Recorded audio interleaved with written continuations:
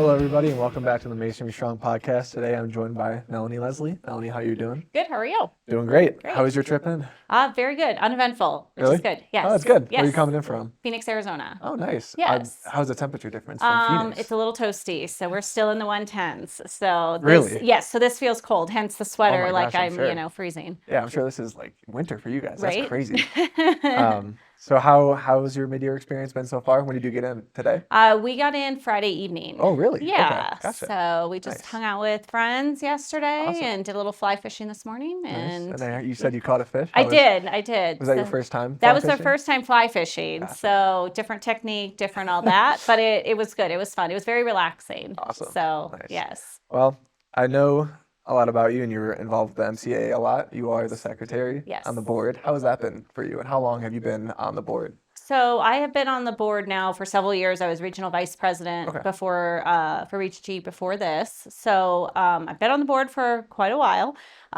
So getting to be nominated as secretary, big shoes to fill, it feels like. Yeah. But, it was a very warm welcome from all our fellow contractors after the nomination went public, and that was confirmed and everything. And so that was really exciting to feel all that support from my fellow members and contractors and friends. And I know you've been involved in the masonry industry for a long time, since kindergarten, correct? Oh, probably before that. Before so kindergarten? that's all my dad ever. My parents had their masonry business, and so that's all I ever known. Is that G&G? Yes. Okay, so you took it over from Yes. them, correct? When Yeah. did that happen? So I got licensed in 2018 because in the state of Arizona you need to be licensed. Okay. So I've been officially working with them for well over 20. I've been in the business well over 20 years now. But went out and got licensed in 2018 on my own, and then from there my dad was ready to retire a few years later. So I bought out all his assets, and Thanks. and so continued on my own. So. Was it a pretty smooth transition, or? It was. Yeah. There's always stuff to work through and everything. I think with our clients, we had done a lot of networking and buy-in and everything from them, as well as all of our employees and our staff. So everyone knew it was coming. They knew my face, so that helped ease the transition significantly. I know I know at one point you worked for Bank of America. Mm-hmm. Was that before, or that was? I'm That was assuming before. you took over. Yeah. that. So that was how did you before. get into that? How to get into that? Well, I had friends like coming out of high school and stuff that had worked for Bank of America. Okay. And so that's how I got into that. And I did enjoy that. I didn't enjoy the corporate world, I guess, of it. But I enjoyed working for the bank, and I enjoyed all that. I'm a math and numbers person. So Okay. I started out as a math and statistics major. Oh, really? Yes. So, and then I changed to business to accounting when I was in college. And then that's how I started working for my parents, like officially. I've always, moonlighted ever since I was young. I used to go with my dad in kindergarten, and I was this little sidekick or whatever. Back when kids, it wasn't a big deal to bring them on the job site. Yeah. But aside from that, so I worked there for a time period.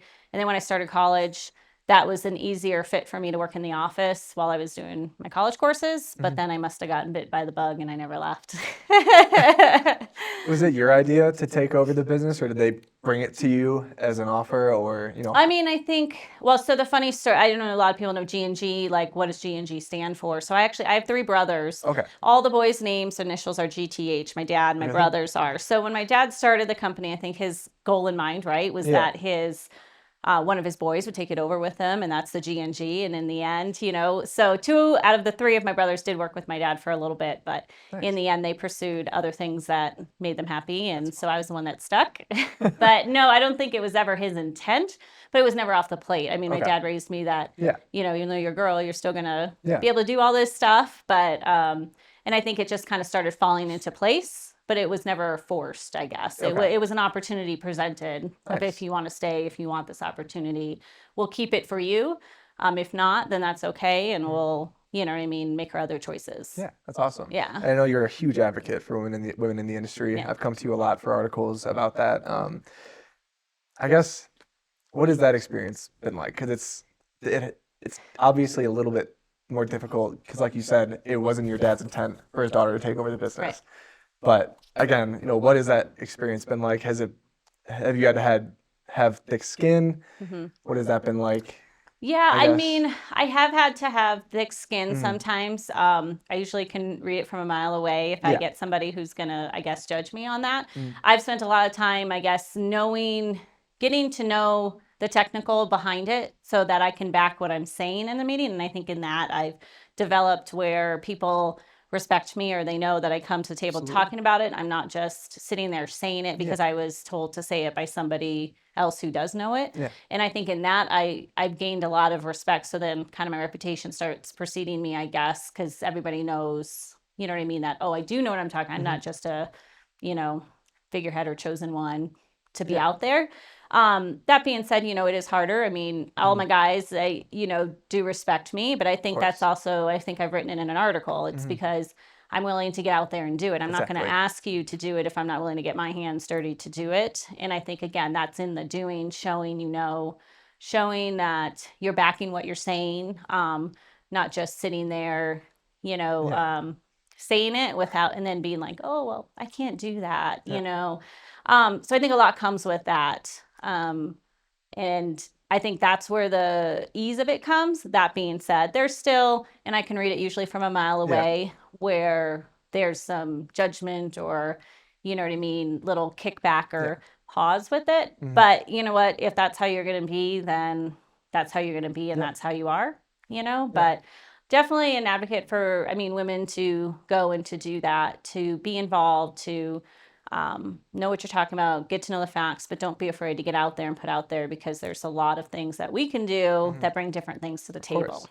Awesome. And I know you have kids, correct? Yes. Awesome. And I'm sure you're a phenomenal role model, going in this industry and having thick skin. What do you and your family like to do kind of outside of work? Outside of work, so we like to travel a lot. So I have two little boys, so I say I live in a boy world 24/7, to your point, that I'm in an industry full of men predominantly. It's not uncommon for me to be the only woman at the table in a job meeting, but I have two boys. I have all brothers. I have no sisters.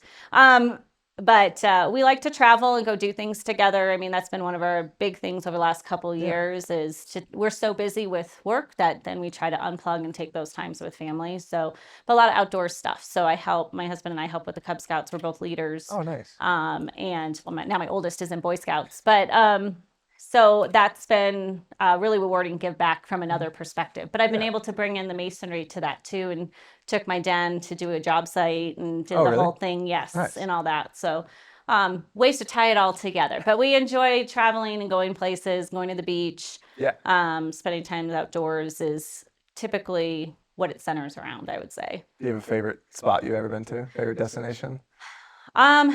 Anything with a good sunset on the water. Good sunset? Good sunset on the water. It could be a lake too. We have we've been doing a lake trip, and it's, it has a western exposure. And I said, just give me that sunset at the end of the day on the water and I'm good. Awesome. Yes. Do you see a future for your sons at all in this industry, or not yet? I do. Too early to tell? It's too early to tell, but I do see characteristics in them that would make them, I think, successful, both in different aspects. I see a lot of, my husband helps in the business too. And with both my boys, one is more my husband, one is more me. So I can see those same characteristics in them. That being said, it's interesting. I always said, I'm never going to do this. I'm never going to do this. And this is what I ended up doing. And I do love it. But I would never push them to do it. You got to explore everything. But my oldest does talk like that's what he wants to do. So we'll see where that goes. And I'm all for it if he does. But bottom line, he's got to pick his path. And if that's trade school, college, none of the above, that's okay too. And having been in the industry for as long as you've been, what is the biggest change you've seen? I know there's a lot of technological innovations and stuff like that, but what is something where you're like, wow, that was not around when I was in kindergarten watching my dad, on job sites? Yeah, I think definitely a lot more of the technology coming in. I would say the amount of technical background I think that you have to have now in different things that are being brought in, whether it's the carbon sequestration and, all this stuff. And it's like, that was not around like when my dad had to do it, and I think maybe that's where some of me getting so technical with things came from, because I was his right hand. And like when all that started coming up, not necessarily about carbon, but other things, and having to have those technical bulletins and all those things. I think I was his right hand in that. But I see more and more of that being present, in addition, we talk about AI and we're talking about the mules or the exoskeleton and all those things. But I think in general, like our manpower and our workforce, I think we're starting to just do things differently than the old school way of, you had to come up from the ranks in this manner. Instead, I think we're shifting to, maybe we got to look at things differently because we're limited on our workforce. And I think that's what's very different. And when I talk to, when I have people who come from the old school way in my company and my guys, I think that's harder for them to understand that we have to maybe shift how we're doing things. It's not just going to be the guy who's been here for 15 years automatically is the one you assume. So I think in that sense too, it's starting to think outside the box. And I think that comes with technology and all the things that we're getting into too. Going back to when you said, you're at a limited workforce, as far as like recruiting the younger generation, where have you found success and where have you found not as much success in that? Yeah, I mean, we're fortunate. We usually have the best success with referrals into our company by other people. And that could be somebody who knows nothing and we're willing to train. And that could be somebody who does have experience, but usually they know what it takes to be successful, within our company. I think being willing to look at adapting things differently, maybe it takes two guys now instead of one, but, maybe it's somebody who's got maybe more the technical side and he can do all the paperwork, all the, has all the credentials, right? But then he's paired with a master mason to do that part rather than it being the master mason who has to have all the credentials, right? And so I think there's a fit for everybody. It's just looking at things differently to work with what we have. Yeah. What has it been like, working as a part of the MCAA, but also meeting new supplier members, more masonry contracting companies, and working with them? What has that relationship been like? I mean, I definitely think the value we've gotten, my dad had joined the MCAA years ago. I think for seeing the value of it, he's been part of our state associations and all of that. But I think the networks created and knowing that you can pick up the phone and call somebody who has experience with it, who did it, whether it's or what supplier to call, all of that I think has been so valuable in the thing. It's like, oh, I'll call up my buddy, I'll see if he knows or has heard of, somebody, whether that's like a general contractor that's from their state now and you're bidding a job with them, whether it's like an equipment item, whether it's hey, I need a stone supplier who supplies, statuette granite or whatever it is, now you have somebody you can call and ask those questions to, or you remember them talking about that hard job that they had. And it's like, hey, what did you guys do in this scenario? And it's a really cool network to having access to all that, both from a supplier side, equipment side, and from other contractors. Yeah, awesome. And do you guys do residential or commercial or both? Commercial. You do primarily. Commercial? I mean, we do a little bit of residential, but we're primarily commercial. Gotcha. Yeah. And is there a reason for that, or that's just how it's always been? That's how it's always been. But I mean, that's like our little little, I guess not little, but a niche, architectural, commercial type finishes. But that being said, if it fits the bill or it's for a specialty client, we're not going to say no to it. We're licensed both ways, so. Yeah. Awesome. And I'm going to have, I believe you're the last podcast we have on during our mid-year. What is your relationship with, the rest of the board like? You guys seem like you're pretty tight. I was talking with Paul. Paul was right before this. Yes. And you guys seem like you're an awesome bunch. I'm looking forward to that. But just what has it been like working with those guys and just everyone else in the MCAA since you've been secretary? Yeah. Well, it's been great. I mean, Polly and I are really close, and Dick is great, and Kent. I mean, we have a good time, and I think we keep it light and we keep it fun. We do, do the business stuff, right? But there are connections that you've created, there are friendships you created. So it's more than just, what I mean, doing the job, right? And I think that's what makes it so fun. That's part of the rewarding experience of the whole thing. I think we teach each other, we grow from each other. But it's great to do it with people that you enjoy their company. Yeah, that's awesome. So it's a double good for everything. Yeah. Going back to your kids and being Cub Scouts and Boy Scout, are you an outdoor person? Do you like to build fires? Like little asterisk. Yeah.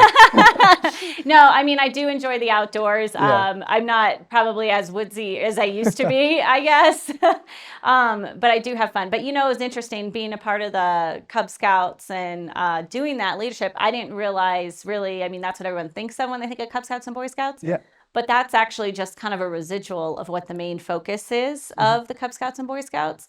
It has a lot to do with character, a lot to do with hard work and doing the right thing, and being a good to your environment. Yeah. And so I think those are all things that I like to encapsulate, and as a company and all that as well. Yeah. So I think it's kind of been eye-opening in that, you know what I mean, to see that. So it's been fun. But along the way, we're doing camping and all of that as well. Nice. So That's awesome. You get to see your kids get a good work ethic and everything like that. So I'm sure you're really proud of that. Yes. Wrapping up here, I'm just going to ask you one last question. What does Masonry Strong mean to you? Masonry Strong to me means doing it together. It means the materials that we're building are strong in themselves, but I think it's so much more than that. I think it's the bond we create. I think it's the everlastingness, and I think that's like, almost like a metaphor, and the materials and everything. But, I think I've written an article too. It's like, we're one small voice alone, but together we're one strong voice, and that's like our legislative efforts, everything. And so I think by backing that with each other, we create a strong force. And so I think it's not just the actual hard materials, it's what we're creating together, and the force and the message we're sending out there to environment when we band together. Awesome. Well, Melonie, thank you for coming on. I appreciate it. It was nice to talk to you. Thank you. And we'll see all you guys next time. Thanks.